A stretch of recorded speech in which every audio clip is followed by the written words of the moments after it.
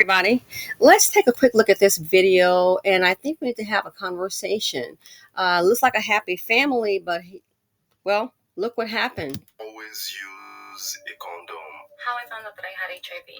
So at this point, I was already with my ex, the guy who affected me, for about 5 months. The relationship was OD traumatic. I knew he was not faithful to me, but I never thought that he was not using protection with other women. At least I made myself believe that. At this point, I didn't have any more symptoms. I already went through the acute stage where I felt like I was literally gonna.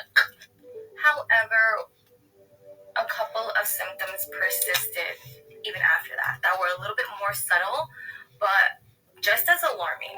The first thing that freaked me out really was that I would have a continual yeast infection. I know it's kind of gross, but it's the reality of HIV.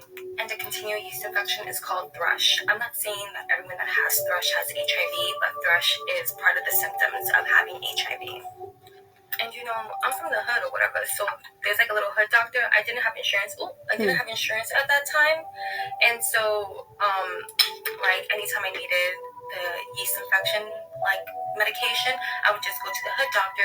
So something that I forgot to mention is that the acute stage is basically the stage where you are most symptomatic.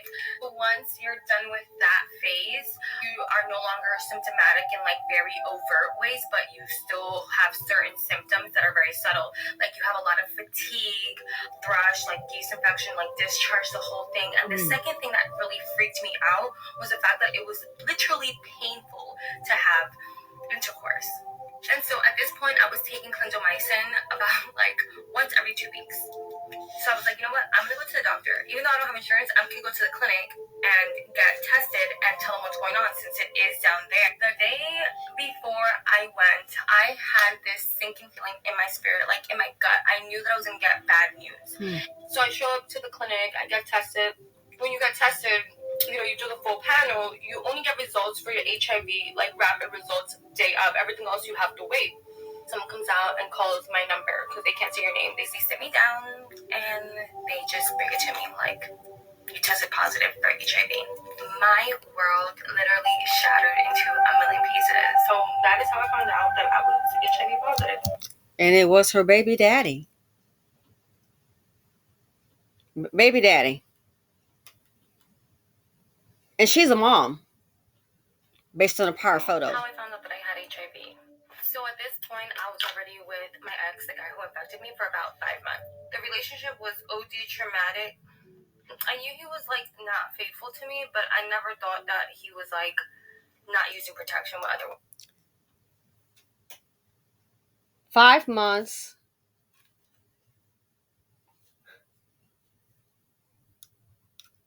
Knew that he wasn't faithful. And if he's not using protection with you, I would imagine that's how he operates. Or maybe it makes me wonder if she thought he was cheating, not using protection with her, but in his cheating process, using protection with other women. So 5 months of knowing him, HIV positive. Women. At least I made myself believe that. She said, at least she made herself believe that part. That he was not using protection with other women. At least I made myself believe that. As they say, thinking comes from not knowing. Don't assume. Talk about a good reason to decenter men from your life. And she didn't have health insurance. Talk about a good reason to decenter men from your life. And see, here's the thing about it. From what I see, it appears she's a mom. So she said that's her ex. Understandable that he gave her a disease. And I thought about it. I wonder if her child, if he's the baby daddy. Even if not, it's like having a nightmare into your life. My next thing I wonder is, did she turn him in? Because, see, it is possible that some people, again, I've heard about this. I'm telling you, it's nothing new. You probably heard about it too. They may already have it and then sleep with someone. And then you look up, hey, they were diagnosed, oh, maybe a year or two, 6 months ago. And see, that's the part from what I've seen and heard. A lot of women, they'll forego that. Some women, I hate to say, and I'm not saying it to her because I don't know her, they'd rather go ahead and deal with it in silence. But heaven forbid we hold the man accountable. Now, you may have some, you look up, they'll post this picture, and some women will come forward, and I can imagine that's a hard thing to do. But see, that's how I think it can continue on. People are embarrassed or hurt. They don't want to come forward and say, hey, this person did this to me. Married women, same thing. She said at least, so she knew he was fooling around, but she just imagined, I guess in her mind, convinced herself that maybe he's using protection. I knew he was like not faithful to me, but I never thought that he was like not using protection with other women. At least I made myself believe that. And I think that's a very common thing with women, married or not, long-term relationship, new boo, whatever. And you can't, because it's not worth the chance. And then before you look up, a lot of married women, you look up, oh, I was faithful to my husband. I've seen a documentary, I couldn't even finish it. Years ago, women in groups, in therapy groups, getting it from their husbands. Some of the husbands was tricking with prostitutes, not taking precautions. You have to remember that you are the CEO and the CFO, the COO of your body, of your mind.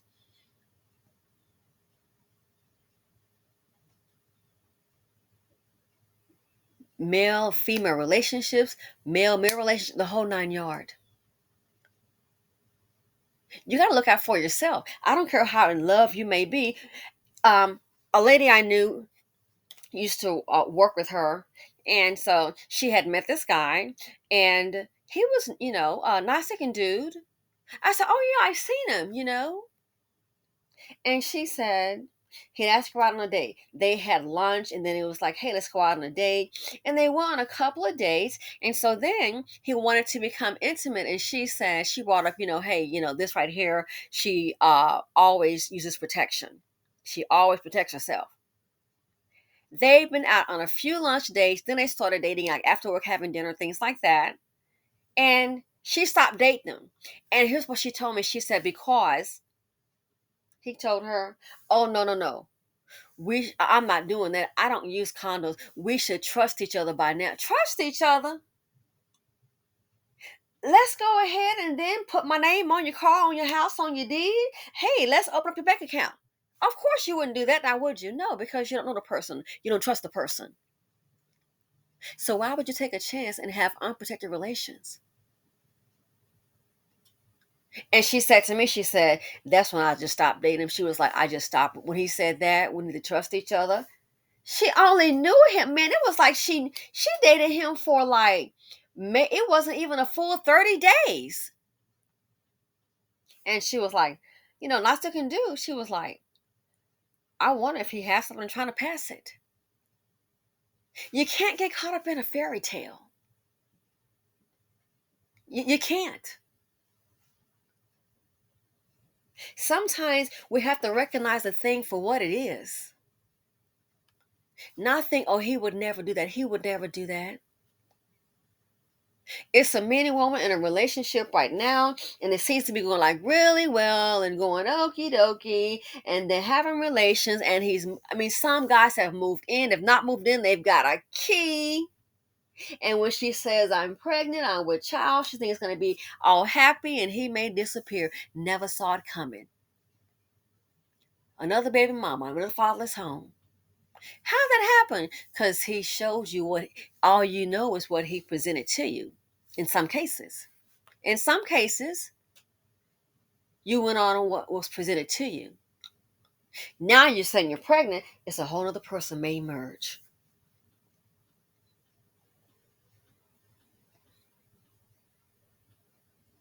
So this here, I think people should go another step.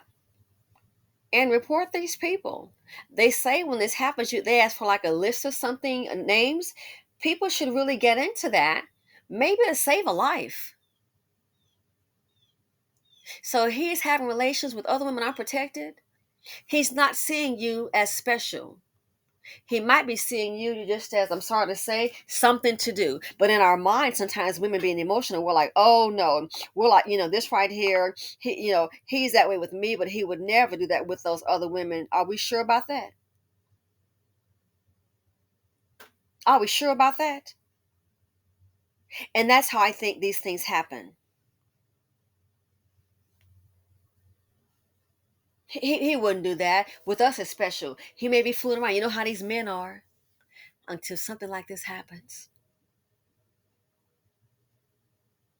And in this economy, a lot of people being laid off. They gave the job numbers out today. Yay, yay, yay! I have to say one thing Rick Santelli says, because he gives out the numbers on Squawk Box. I watch it like 5 days a week, and he's like, yeah, with the job numbers, but what we don't get, which is so very important, the quality of jobs, the type of jobs.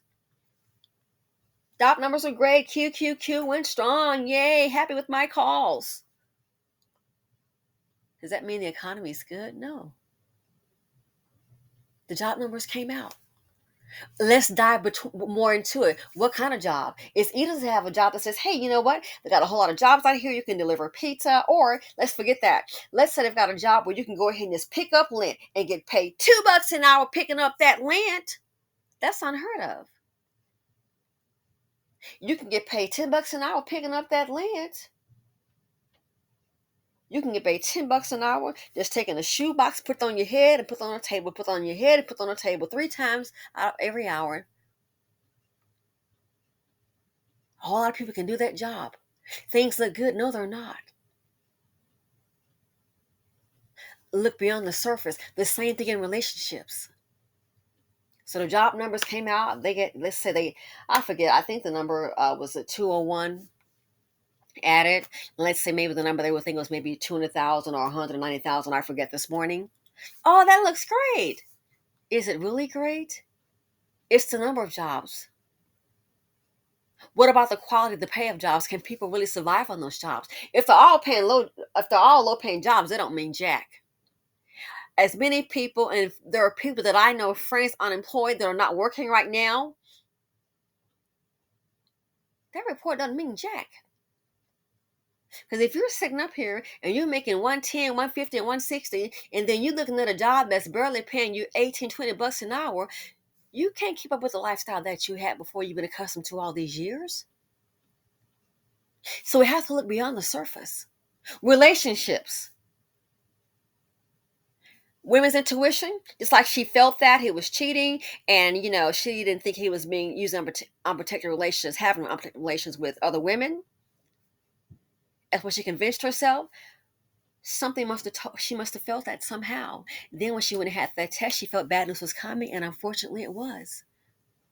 Life sometimes, this day and age, can be like walking through a landmine. Your health, your peace of mind, the job, the economy.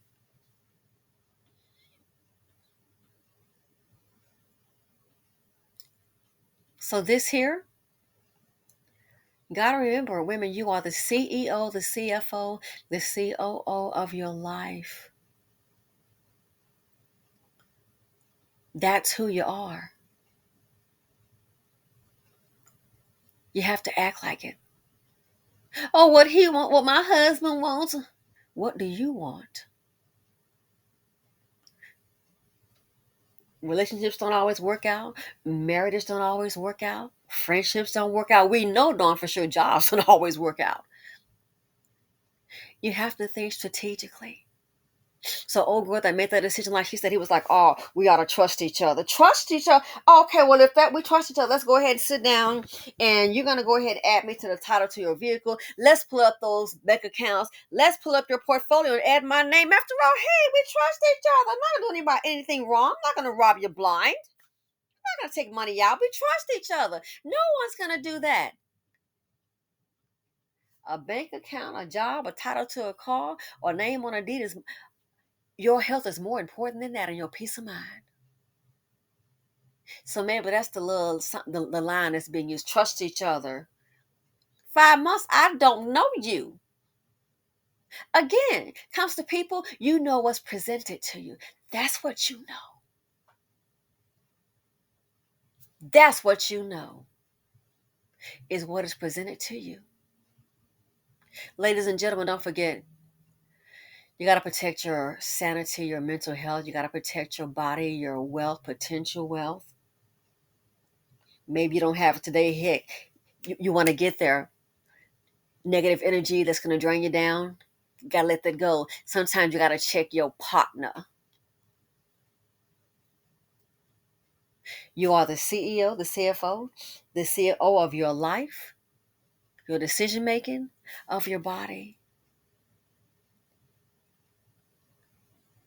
Again, people always trust me. Well, go ahead and put me on your bank account. With the person that, oh, nah, I can't do that. Oh, but I'm supposed to trust you with my health. I don't know where you've been. And even if you do, you don't know in the future where a person might be going. I'm just saying. Young woman. And this is how I think a lot of women are coming up with the disease. Again, you talk about decenter men from your life. Might not be a bad idea. You need to center you. It should all revolve around you, the decisions that we make as an individual. Wow. And she doesn't have insurance, or at least at the time. And the reason that's a major thing is because I'm thinking she would need that to prolong her life, or to just make sure you have a good quality of life. Unbelievable.